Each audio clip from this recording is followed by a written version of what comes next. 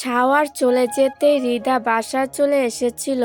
রিদানকে সুরাইয়া বেগম বসতে বলেছিল, তবে রিদার শুকনো মুখ দেখে সে আর বসেনি।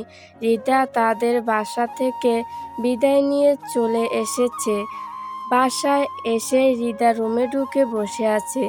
তুবা তার কাছে গিয়ে বলে, আপু কি করছিস? সর, ডিস্টার্ব করিস না। হ্যাঁ, বিরক্ত যন্ত্রণা। ইস কি কষ্ট, দুলাভাইয়ের উচিত ছিল তোকেও সাথে নিয়ে যাওয়ার। হৃদা রাগান্বিত চেহারা নিয়ে তুবার দিকে তাকিয়ে বলে, তুই যাবি এখান থেকে? কেন রে, কানবি এখন? আহারে। হৃদা রেগে হাত উচালে তুবা হেসে দৌড় দেয়। তাকে দৌড়ে বেরিয়ে আসতে দেখে নওশীন বেগম ধমকে বলেন, এমন দৌড়াচ্ছিস কেন? তোমার মেয়ে বিরহ যন্ত্রণায় পড়ছে, দেখো গিয়ে। কান্না করবে এখন। আমাকে বের করে দিল রুম থেকে। ডিস্টার্ব করিস না ওকে, থাকুক একা। তুই বই নিয়ে এখানে এসে পড়, রাতে শুধু শুয়ে পড়িস গিয়ে। ওহো, আদরের কন্যার জন্য আমাকে কথা শোনাচ্ছ? পচা আম্মু। তুবা মুখ বাঁকিয়ে রুমে যায়। গিয়ে দেখে রিদা বারান্দায় বসে আছে। একটু উকি দিয়ে দেখে রিদা চুপচাপ ফোন হাতে বসে আছে। তুবা ফাজলামো করে বলে, চোখে পানি নেই কেন? কান্না করিস না কেন? রিদা রেগে উঠতেই তুবা বই নিয়ে দৌড় দেয়। রিদা মন খারাপের মতো হেসে ফেলে। মেয়েটা সবসময় তাকে জ্বালানোর জন্য এক পা এগিয়ে থাকে। এমনিতেই একটা লোক তার জীবনটা বিরহ যন্ত্রণায় ভরিয়ে দিয়েছে, সেখানে তুবাটা এসেছে আরও যন্ত্রণা দিতে। হৃদা ফোন হাতে নিয়ে বসে আছে। একবার ভাবছে শাওয়ারকে কল দিবে কি না। উনি তো পারত গাড়িতে উঠে একবার কল করতে। তার যে টেনশন হবে সেটা কি জানে না নাকি? হৃদা নিজের মনোভাব দেখে নিজেই অবাক হয়। এত তাড়াতাড়ি সে এতটা জড়িয়ে গেল কিভাবে? অজান্তেই নিজের ঠোঁটের কোণায় হাত রাখে। মনে হচ্ছে শাওয়ারের আদরের পরশ এখনো লেগে আছে। হৃদা ভাবতে থাকে, বান্দরবান যেতে তো এত সময় লাগার কথা না, 3-4 ঘন্টায় তো এনাফ। তবে এত সময় পেরিয়ে গেল, লোকটা ফোন দিচ্ছে না কেন? নাকি ভুলে গেল সে বিয়ে করে বউ ফেলে গিয়েছে? হৃদা দমনা করে শাওয়ারের নম্বরে কল লাগায়। কিছুক্ষণ কল বেজে গেলেও কেউ রিসিভ করে না। হৃদা আবারও কল দেয়, তবে এবারও রিসিভ হয় না। কল যাচ্ছে, তবে রিসিভ করছে না। হৃদার এবার একটু ভয় ভয় লাগতে থাকে। কল কেন রিসিভ করবে না? দরকার পড়লে কেটে দিবে, তাও তো বোঝা যাবে লোকটা ঠিক আছে। হৃদা ভয় পেয়ে সম্পূর্ণ বারান্দা জুড়ে পায়চারি করতে থাকে। তখন একটা বই নেওয়ার জন্য তুবা আবারও রুমে আসে, তবে এবার সে জ্বালানোর মুডে ছিল না। তবে তার নজর হৃদার দিকে যেতেই সে একটু অবাক হয়। সে এগিয়ে গিয়ে বলে, আপু কিছু হয়েছে? হৃদা এগিয়ে এসে বলে, দেখ, বান্দরবান পৌঁছাতে তো এত সময় লাগার কথা না। সেই কখন রওনা দিল, এতক্ষণে তো পৌঁছে যাবার কথা। আমি ফোন দিলাম, ধরছে না তো। তুবা বলে, হয়তো ব্যস্ত আছে। তুই টেনশন করিস না। তুই বুঝতে পারছিস না, আমি দুবার কল দিয়েছি, ধরছেন না উনি। আমি কি ওনার মাকে কল দিব? হয়তো পৌঁছে মাকে জানিয়েছে। আরেকটু অপেক্ষা করে দেখ, হয়তো নিজেই কল দেবে। তবুও হৃদার টেনশন কমে না। বাহিরে আকাশে মেঘ গুড়গুড় করছে, হয়তো এখনই বৃষ্টি নামবে। বাহিরে প্রচুর বাতাস হচ্ছে, বিদ্যুতের ক্ষীণ আলো এক মুহূর্তের জন্য চারপাশ আলোকিত করে আবার মিলিয়ে যাচ্ছে। বাতাসে বাহিরের গাছগুলো দুলছে। চারপাশে এমন অশান্ত আবহাওয়ার মাঝে হৃদার মনটা অস্থির হয়ে আছে। এতক্ষণ তার একটু অভিমান হচ্ছিল শাওয়ারের উপর। কেন তাকে ফোন করে খবর জানাচ্ছে না এই ভেবে। তবে এখন সেই অভিমান মিলিয়ে গিয়ে সেখানে ভয় হানা দিচ্ছে। এমনিতেই পাহাড়ি এলাকা, তার উপর রাত হয়ে গেছে। তিনি কি এখনো পৌঁছেনি নিবাসে? হৃদা অস্থির হয়ে একবার উঠে দাঁড়াচ্ছে, আবার বসে পড়ছে। হৃদার অবস্থা দেখে তুবা নিজেও থম মেরে বসে আছে। দেখতে দেখতেই আকাশ ফুঁড়ে বৃষ্টির ধারা নেমে আসে।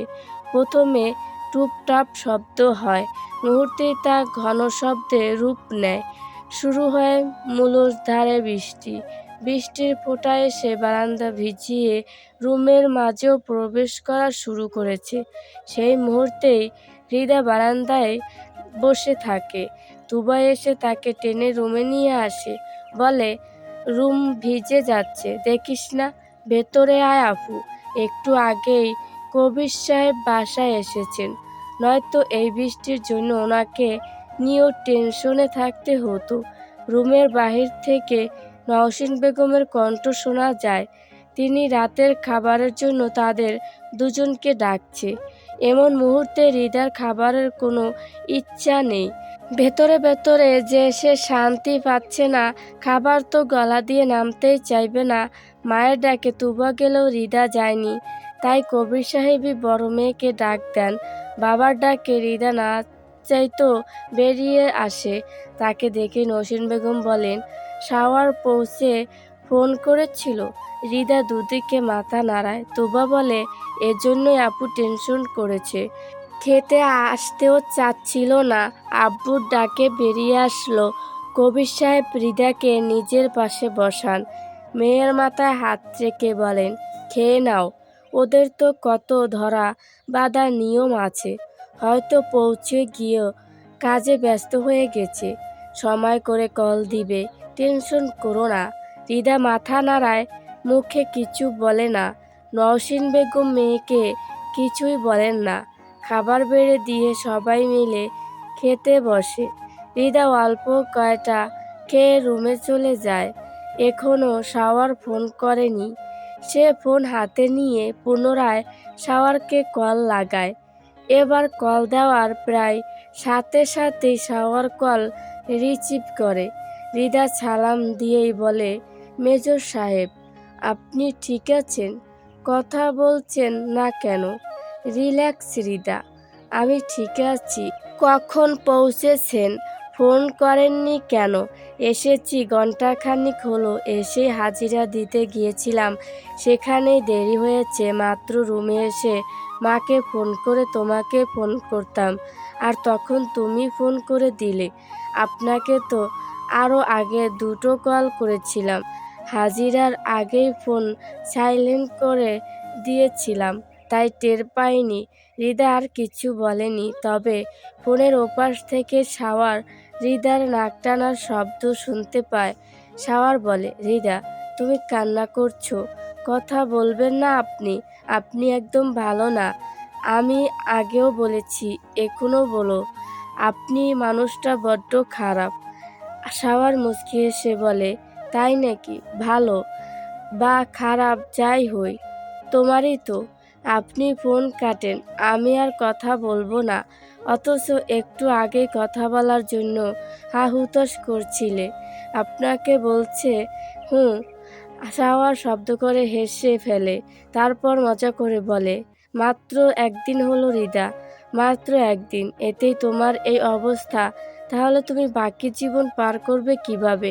জানি না আমি, কে জানে, তবে তাও জানি না। শাওয়ার এবার বলে উঠে, হৃদা, তুমি জানো তোমার এমন অভিমান ভরা কণ্ঠ শুনতে কত কিউট লাগে?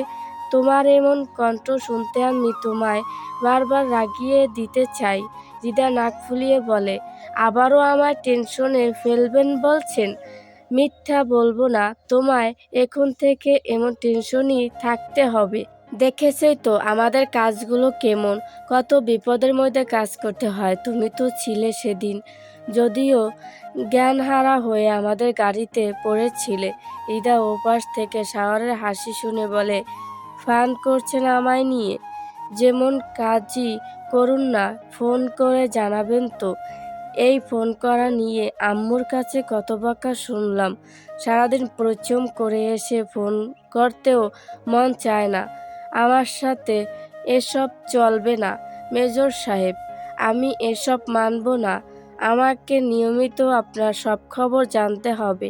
উফ, তোমার মুখে এই মেজর সাহেব শুনতে যা ভালো লাগে। আবার বলো তো, আপনি কথা ঘুরাচ্ছেন, এসব ঠিক না। খেয়েছো? আপনি খেয়েছেন? রান্না তো করা নেই বোধহয়। তুমি নেই, রান্না কে করে দিবে? ধ্যাৎ, ফাজলামো না। বলুন প্লিজ, আমি বাহির থেকে খেয়ে এসেছি। এতটা জার্নি করে রান্না করার মুড নেই। মেসে থেকে খেয়ে এসেছি। অনেক কষ্ট হয়ে যায় না একা থাকতে? আগে তেমন হতো না, মানিয়ে নিয়েছিলাম, কিন্তু আজ থেকে হবে। আজ থেকে কেন? কারণ বিয়ে করা বউ ছেড়ে কোনো ছেলে শান্তিতে ঘুমাতে পারে না। আমিও তাদের বাহিরে নই। হৃদা লজ্জা পেয়ে যায়, তারপর শাওয়ার আরও অনেক লজ্জার কথা বলে হৃদাকে ঘায়েল করে ফেলে। হৃদা না পারে কিছু বলতে আর না পারে শুনতে। তবে হৃদার এমন নাজেহাল হওয়া দেখে শাওয়ার খুব আনন্দিত হয়। দীর্ঘ জার্নি আর কাজের চাপে একটু আগেও যেই ক্লান্তি ছিল তা যেন মুহূর্তেই বিলীন হয়ে গেছে। হৃদার সাথে কথা বলে এখন খুব শান্তি অনুভব হচ্ছে। বিয়ে আসলেই এক একের দম্পতির জন্য রহমত হয়ে আসে। বউয়ের সাথে দুটো কথা বলে কেমন শান্তি ফিল হয়। বাকি সব কিছুর থেকে এই শান্তির পরিমাণ উবরে। ইরিন আর ইমনের জন্য নতুন টিউশনি ঠিক করেছেন সুরাইয়া বেগম। সেই টিউশনিতেই তারা দুই ভাই বোন এসে হাজির হয়েছে। সাথে সুরাইয়া বেগমও এসেছেন। টিচারের সাথে কথা বলে দুজনকে টাইট দিতে বলে যাবেন। তবে টিউশনিতে এসে রিদানকে দেখে তারা অবাক হয়। পরে জানতে পারে এখানে পাশাপাশি দুটো রুমে দুজন দুই সাবজেক্টের টিউশন করায়। রিদান আইসিটি আর অপর টিচার সায়েন্স পড়ান। ইরিন তখন আরও অবাক হয় যখন শুনে এই সায়েন্সের টিউশনিটাও রিদানই ঠিক করে দিয়েছে। সায়েন্সের টিচার সুমন স্যার রিদানের বন্ধু হয়। দুজনের দুটো কলেজে চাকরি হয়েছে, তবে টিউশনিটা দুজন একসাথেই করাচ্ছে। আইসিটির জন্য তাদের একটা কোর্স করতে হবে, তবে সেটা আর কয়েক মাস পরে করবে। আপাতত মেইন সাবজেক্টগুলো নিয়মিত প্রাইভেট পড়া দরকার। তাছাড়া ইরিন যে ফাঁকিবাজ মেয়ে, তার জন্য কঠোর শিক্ষক ছাড়া চলবে না। মাঝে এক সপ্তাহের মতো সময় পেরিয়ে গেছে। ইমনের পা এখন মোটামুটি ঠিক আছে, হাঁটতে কোনো সমস্যা হয় না, তবে এখনও দাগ বসে গেছে। যতটা ব্যথা পেয়েছে, এই দাগ বোধহয় আর যাবে না। সুরাইয়া বেগম আগে রিদানের সাথে কথা বলেন, সে যাতে ছেলে মেয়ে দুটোর দিকে একটু খেয়াল রাখে, তার জন্য বলে যান। সবার অগোচরে ইরির মুখ বাঁকায়। এমনি কলেজে লোকটা শান্তি দেয় না, এখন আবার প্রাইভেটও এসো। আপুরটা পেছনে লেগে আছে, যেন পুরো সুপার গু হয়ে লেগে আছে। টিউশনিটা বাসার কাছেই বলে সুরাইয়া বেগম স্যারদের সাথে কথা বলে বাসায় চলে আসেন। ইরিন ইমন পড়া শেষে একাই চলে আসতে পারবে। প্রথম দিন বলে সুরাইয়া বেগম একটু দেখা দিয়ে আসলেন। প্রাইভেটে শুভকে দেখে ইরিন খুশি হয়ে যায়। সেদিনের ঘটনার পর শুভার সাথে ইরিনের ভাব হয়ে গেছে। প্রাইভেটের ছেলে মেয়ে আলাদা দুপাশে বসে। ইরিন গিয়ে শুভার সাথে বসে আর ইমন উল্টো পাশে অন্য এক ছেলের সাথে বসে। শুভা ইরিনকে দেখে বলে, ইরিন, তোমরা কয়দিন কলেজে যাওনি কেন? আমার বড় ভাইয়ার একটু সমস্যা হয়েছিল, আম্মু আমাদের একজনের বাসায় রেখে ভাইয়ার কাছে গিয়েছিল। সেখান থেকে আসার সময় ইমনটা আবার ব্যথা পেয়েছিল, পায়ে অনেক ব্যথা পেয়েছিল, উঠে দাঁড়াতেই পারতো না। এখনও কলেজে না এসে বাসায় বসে মজা করবে, তা তো আমার আবার সহ্য হবে না, তাই আমিও আসিনি। শুভা একটু চিন্তিত হয়ে বলে, এখন ভালো আছে তোমার ভাই? দেখেছো না, একদম ফিটফাট, পড়তেও চলে এসেছে। আচ্ছা ইরিন, তোমার ভাই কি লাজুক স্বভাবের? ক্লাসেও মেয়েদের সাথে কথা বলতে দেখি না। ওর মনে হয় মেয়েদের অ্যালার্জি আছে। যেই বাসায় গিয়েছিলাম সেখানে দুটো মেয়ে ছিল, দরকার ছাড়া কথা বলতো না বেশি, সারাদিন রুমেই বসে থাকতো। যদিও তাদের একজন এখন আমার ভাবি হয়ে গেছে। ভাবি? আরে, আমার বড় ভাইয়ের বিয়ে হয়ে গেছে বড়জনের সাথে, তাহলে বড়জন আমার ভাবি না? তো ভাবি হওয়ার পর একটু ইমন একটু ফ্রি হয়েছে ভাবির সাথে। আর কোনো মেয়ের সাথে তোমার ভাই কথা বলে না? মানে তোমাদের কাজিন কিংবা পরিচিত কারোর সাথে? আমাদের কাজিন টাজিন কেউ নেই। ইমনের কাছে একমাত্র মেয়ে বলতে আমি আর আম্মু আছি, আর এখন ভাবি আর ভাবির ছোট বোন। এদের ছাড়া আগেও কোনো মেয়ের সাথে তেমন মিশতো না। এই ওয়েট, হঠাৎ ইমনের ব্যাপারে এত জিজ্ঞাসা করছো যে, কাহিনী কি? হ্যাঁ?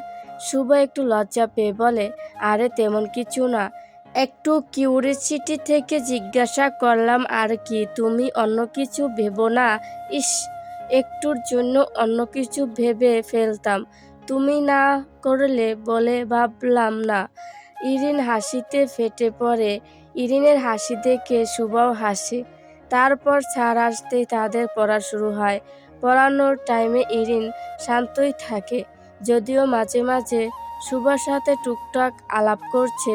পড়া শেষে তারা যখন বেরিয়ে পড়ে তখন ক্লাসের বাইরে রিদানের সাথে দেখা হয়।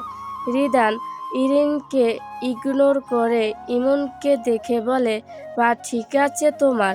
জি স্যার, এখন ঠিক আছে, কলেজের বাইরে ভাইয়া ডাকতে পারো, সমস্যা নেই।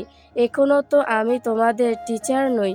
আর সুমনের পড়া বুঝতে পেরেছ তো? সমস্যা থাকলে বলবে।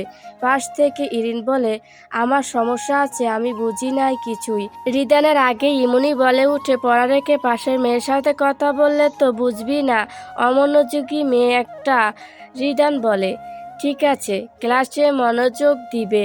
সুমন এমনি ভালোই পড়ায়, তবুও না বুঝলে প্রশ্ন করবে। আর কাল থেকে কলেজে আসবে। সামনের সপ্তাহে হয়তো ক্লাস টেস্ট হবে তোমাদের। ইমন মাথা নেড়ে সম্মতি জানায়। তারপর তারা বেরিয়ে রিকশায় উঠে বাসায় যাওয়ার জন্য।